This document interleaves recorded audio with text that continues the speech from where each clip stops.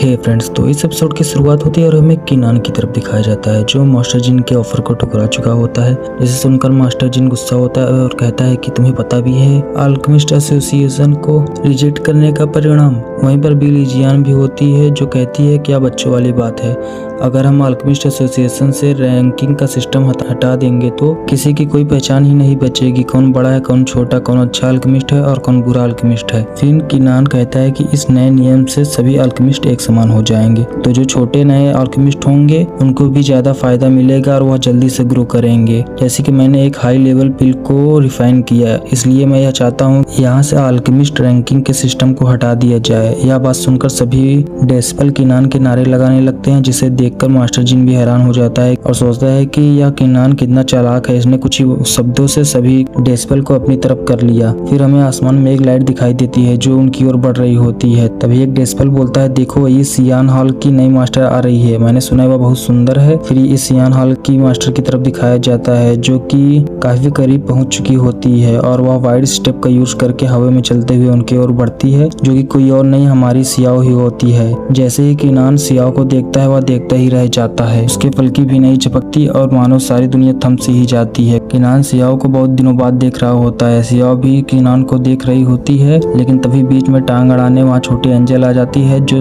किनान के हाथ को पकड़कर वहाँ से खींच कर ले जाने लगती है और कहती है कि मैंने सुना है तुम्हें कई सारी अच्छी चीजें मिली है, चलो मुझे वह जल्दी से दे दो। पर किनान सियाओ को ही देख रहा होता है। सियाओ किनान से कुछ कहना चाहती है पर उसके मुख से कोई शब्द नहीं निकलते और छोटी एंजल किनान को वहाँ से लेकर चली जाती है। तभी सभी डेस्पल कहने लगते हैं कि किनान यहाँ से चला गया, अब हमारी मदद कौन करेगा, अब हमारा साथ कौन देगा। तब सियाओ कहती है कि तुम्हें चिंता करने की कोई बात नहीं है, मैं यह सियान हॉल की नई मास्टर हूँ और यह मेरा ही काम है कि मैं रूल्स को बनाऊंगी। और सेक्ट मास्टर ने अनुमति दे दी है कि नया रूल लागू हो जाए, अब रैंकिंग सिस्टम हट जाएगा और सभी एक समान होंगे। अगर कोई हाई लेवल अल्केमिस्ट किसी लो लेवल अल्केमिस्ट को परेशान करता हुआ दिखा तो उसे अल्केमिस्ट एसोसिएशन से निकाल दिया जाएगा। यह सुनकर सभी डेस्पल बहुत ही खुश हो जाते हैं और किनान के नारे लगाने लगते। फिर हमें किनान की तरफ दिखाया जाता है जहाँ छोटी एंजल किनान से कहती है चलो सभी अच्छी अच्छी चीजों को निकालो और मुझे जल्दी से दे दो। मैंने सुना है तुम्हें ड्रीमन लॉर्ड की अल्केमिस्ट की मेमोरी मिली है, उसे भी मुझे जल्दी से मेरे दिमाग में डाल दो। मैं सबसे बड़ी अल्केमिस्ट बनूंगी और बहुत सारी अच्छी अच्छी पिल को बनाऊंगी। यह सुनकर किनान कहता है कि तुम्हें लगता है पिल को रिफाइन करना इतना आसान होता है, ठीक है मैं उन मेमोरीज को तुम्हारे अंदर डालूंगा, पर मेरी एक शर्त है, तुम्हें हर महीने 5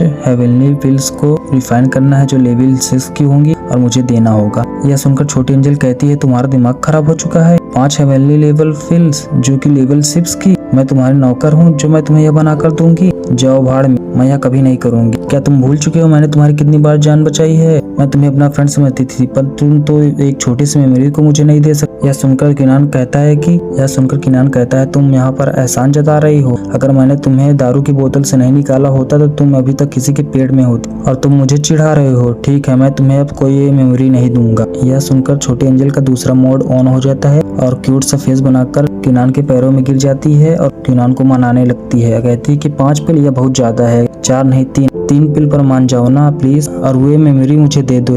यह देखकर किनान अपनी हंसी नहीं रोक पाता और हंसते हुए कहता है मैं तुमसे मजाक कर रहा था, मुझे कोई फील नहीं चाहिए, मैंने कब किसी चीज को तुम्हें मना किया है, तो यह मेमोरी तुम्हें वैसे भी दे ही देता। फिर किनान डीमन लॉर्ड की सारी मेमोरी को छोटी एंजल की सेल में ट्रांसफर कर देता है और जैसे ही ट्रांसफर खत्म होता है छोटी एंजल बहुत खुश हो जाती है और कहती है मुझे लगता है कि मैं इस दुनिया की सबसे पावरफुल अल्केमिस्ट बन चुकी हूँ और मैं तो अब बहुत अच्छी अच्छी पिल बनाऊंगी और रिफाइन करूंगी। छोटी एंजल बहुत ही खुश होती है और कहती है अब मुझसे रहा नहीं जा रहा है, मैं तुरंत ही जा रही हूँ अच्छी अच्छी पिल को बनाने। यह सुनकर किनान कहता है कि पिल को बनाना इतना आसान नहीं है, पर छोटी एंजल कहती है कि तुम्हारे लिए मुश्किल होगा, मेरे लिए नहीं, अब मैं जा रही हूँ पिल को बनाने, अगर तुम्हें चाहिए तो बता देना मैं तुम्हें दे दूँ। फिर वहाँ से चली जाती है। तभी किनान के पास जुनार भी आ जाती है और कहती है कि मैं तुम्हें कब से ढूंढ रही थी, तुम कहाँ पर थे, मैं तुम्हें थैंक यू बोलना चाहती थी मुझे बचाने के लिए, तुमने मेरी कई बार मदद की है, सॉन्ग से भी बचाया है, बेस्ट से भी बचाया है, मैं तुम्हें धन्यवाद बोलना चाहती हूँ और उसके पैरों में गिर जाती है थैंक यू बोलने के लिए। पर किनान वहाँ से हट जाता है और कहता है कि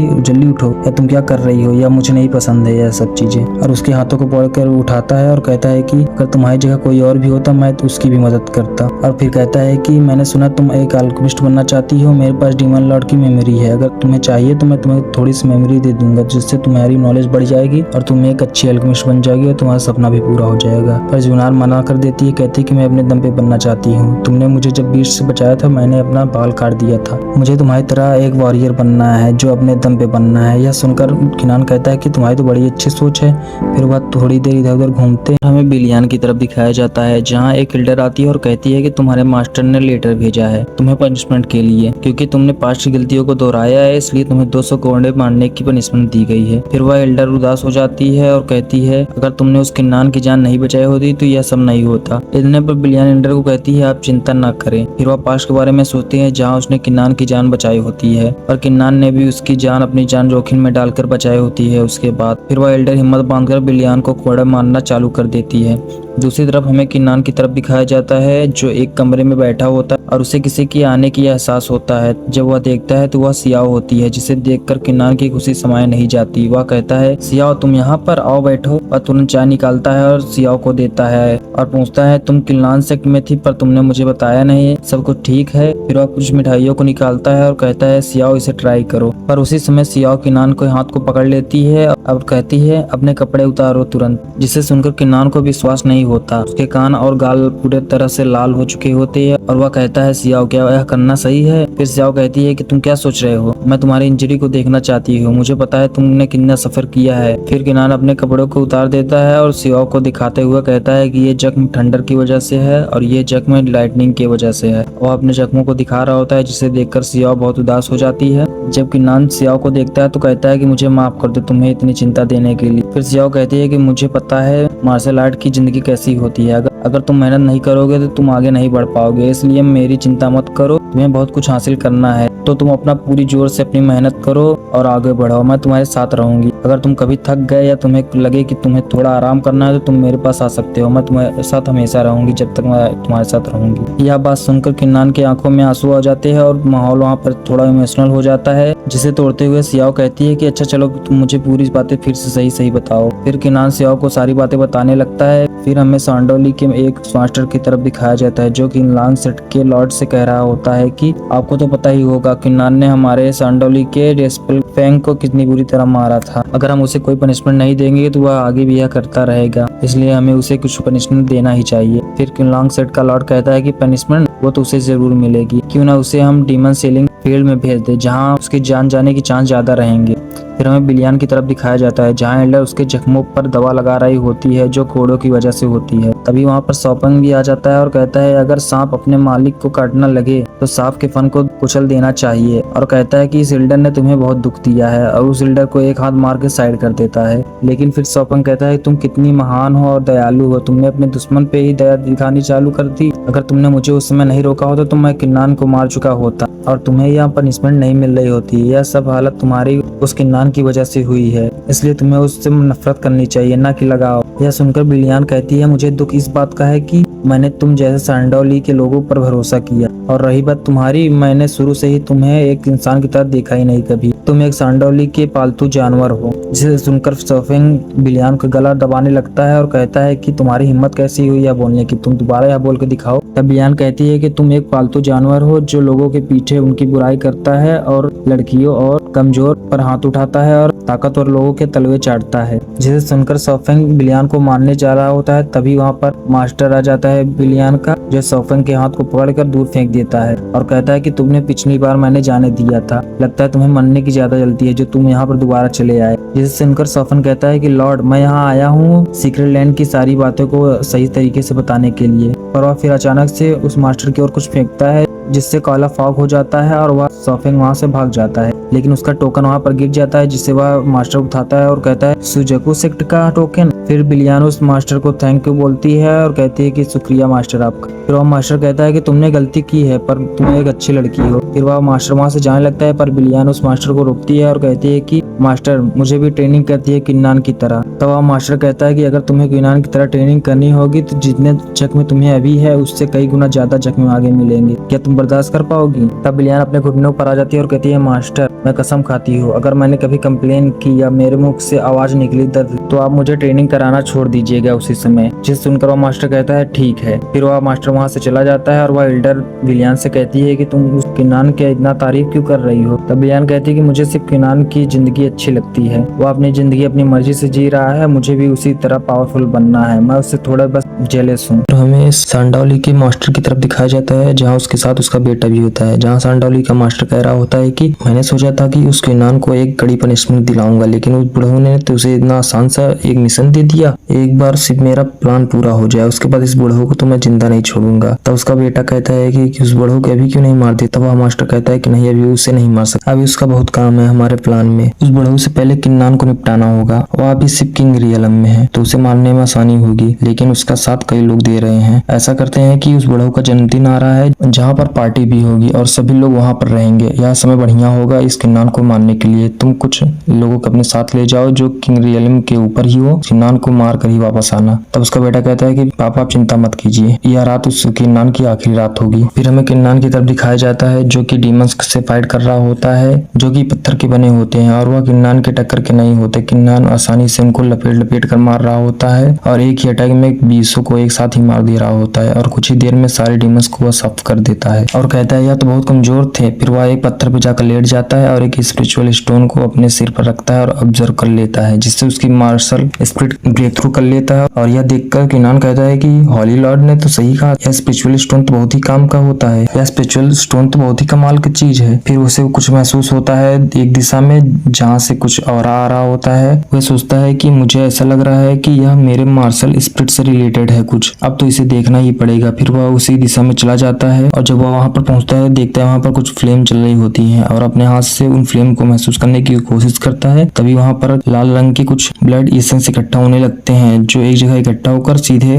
किन्नान की बॉडी में घुस जाते हैं और किन्नान की पूरी बॉडी में बहुत तेज पेन होने लगता है, जिससे वह दर्द से कहाने लगता है। फिर वह ब्लड एसेंस किन्नान की पूरी बॉडी में फैल जाता है, जिससे उसकी पावर बहुत ही बढ़ जाती है और वह ब्रेक थ्रू करने वाला होता है। फिर किन्नान कहता है ये तो मेरे मार्शल स्पिरिट के ब्लड एसेंस है, यहाँ पर यह कैसे आए हैं? तभी वहाँ पर एक बड़ा डीमन आ जाता है जो कि उन पिछले डीमन से काफी साइज में बड़ा होता है, जो किन्नान पे अटैक कर देता है, पर किन्नान की मार्शल स्पिरिट ने उसे एक हाथ से ही रोक देता है और उठाकर फेंक देता है। तभी वहाँ पर कई सारे डीमंस आ जाते हैं। फिर हमें किंग लॉन्ग सेट के मास्टर की तरफ दिखाया जाता है जो एक जगह पर खड़ा होता है और किन्नान को देख रहा होता है और कहता है कि यह तो बहुत बढ़िया कर रहा है। तभी वहाँ पर एक लड़की आती है जो कहती है कि मास्टर बर्थडे का समय हो गया, सभी लोग आ चुके हैं हॉल में, आपको चलना पड़ेगा, सब आपका वेट कर रहे हैं। तो वह कहता है चलो मैं आ रहा हूँ।